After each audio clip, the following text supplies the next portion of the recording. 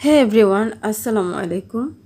আজ তোমাদের সাথে শেয়ার করব কাঁকরোল আলু দিয়ে ইলিশ মাছের ঝোল। খেতে ভীষণ টেস্টি হয় বন্ধুরা। তো চলো বন্ধুরা, রেসিপিটি দেখে নাও।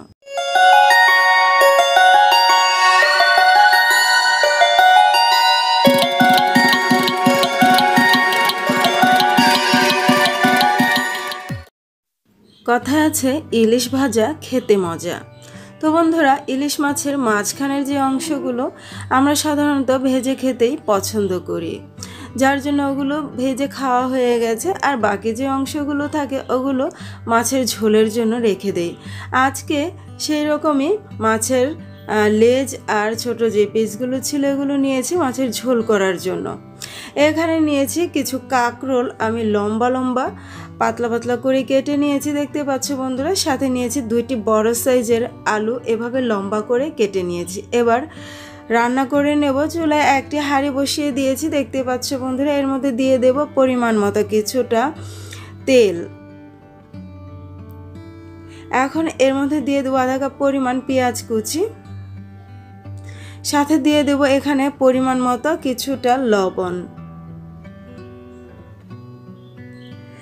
এই তো লবণটা দিয়ে দিলাম। এবার নেড়ে চেড়ে পেঁয়াজটাকে একটু হালকা ভেজে নিব। তো বন্ধুরা, পেঁয়াজটা কিন্তু একটু ভাজা হয়ে গেছে। এই পর্যায়ে এখানে অ্যাড করে দেব আদা রসুন বাটা। অনেকেই ইলিশ মাছের মধ্যে কিন্তু আদা রসুন খান না, তারা অবশ্যই একবার হলেও আদা রসুন দিয়ে ট্রাই করে দেখবেন, এর স্বাদ কিন্তু আরও দ্বিগুণ বেড়ে যাবে। তো আদা রসুন বাটাটা একটু ভেজে নিলাম। এরপর এর মধ্যে গুঁড়া মশলাগুলো অ্যাড করে নিব। এই তো আদা রসুন বাটাটা কিন্তু ভাজা হয়ে গেছে। এই পর্যায়ে অ্যাড করে দেব গুঁড়া মশলা। তো প্রথমে দিয়ে দিলাম এখানে 1 চা চামচ পরিমাণ জিরার গুঁড়া। আজকে আমি ইলিশ মাছে ধনিয়া গুঁড়া অ্যাড করব না। দিয়ে দিলাম হলুদ গুঁড়া আর মরিচ গুঁড়া পরিমাণ মতো, দিয়ে একটু নেড়ে চেড়ে নিচ্ছি। তো মশলাটা মিশিয়ে নিয়েছি আর কিছুটা কষিয়ে নিয়েছি। এই পর্যায়ে দিয়ে দিলাম কেটে রাখা কাঁকরোলগুলো, সাথে অ্যাড করে নিব আলুগুলো। এই তো আলুটা দিয়ে দিয়েছি। এবার নেড়ে চেড়ে এই সবজিগুলো খুব ভালো করে একটু কষিয়ে নেব। এই তো মশলার সাথে মেশানো হয়ে গেছে। এবার চাইলে ঢাকনা দিয়েও কিন্তু কষানো যাবে, আমি ঢাকনা ছাড়াই কিছুক্ষণ কষিয়ে নিয়েছি। এবার এখানে অ্যাড করে দেব তরকারির ঝোলের জন্য পরিমাণ মতো পানি। এই তো এখানে প্রায় 3-4 কাপের মতো পানি হবে, আমি দিয়ে দিলাম। দিয়ে একটু নেড়ে চেড়ে নিলাম।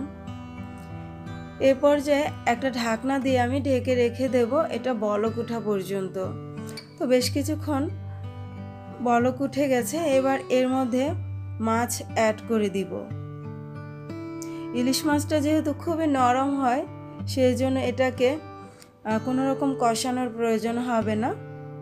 তরকারির ঝোলটা যখন এভাবে বলক উঠে যাবে, মাছগুলো উপর থেকে দিয়ে দিব। একটু খুন্তি দিয়ে একটু ডুবিয়ে নিচ্ছি, এতে করে মশলাটা খুব ভালো করে ঢুকতে পারবে। আবারও ঢাকনা দিয়ে রেখে দেব বেশ কিছুক্ষণ। তো প্রায় 20 মিনিটের মতো রান্না করে নিয়েছি, দেখতে পাচ্ছ বন্ধুরা। মাছগুলোর মধ্যে কিন্তু খুব ভালো করে মশলা ঢুকে গেছে। এই পর্যায়ে অ্যাড করে দিচ্ছি 1 চা চামচ পরিমাণ ভাজা মশলার গুঁড়া। এখানে রয়েছে জিরার গুঁড়া আর ধনিয়া গুঁড়া। তো ভাজা মশলাটা আমি প্রায় 2 চামচের মতো অ্যাড করে নিলাম, যেহেতু ঝোলের পরিমাণটা অনেকটাই। মাছগুলো একটু উল্টে দিচ্ছি। এই কাজটা না করলেও কিন্তু কোনো সমস্যা নেই। এরপর ঢাকনা দিয়ে আরও প্রায় 20 মিনিটের মতো রান্না করে নিব। এই তো ঢাকনাটি দিয়ে দিলাম। তো প্রায় 20 মিনিট পর আমি ফিরে আসলাম, দেখতে পাচ্ছ বন্ধুরা ঝোলটা কিন্তু অনেকটা শুকিয়ে গেছে। মাঝে ঢাকনা খুলে আমি অ্যাড করে দিয়েছিলাম কয়েকটি টমেটোর টুকরো, আর দেখতে পাচ্ছ কতটা লোভনীয় হয়েছে মাছের ঝোলটি। আশা রাখছি রেসিপিটি তোমাদের ভালো লেগেছে। আজ এ পর্যন্ত, ভালো থেকো, সুস্থ থেকো, আল্লাহ হাফেজ।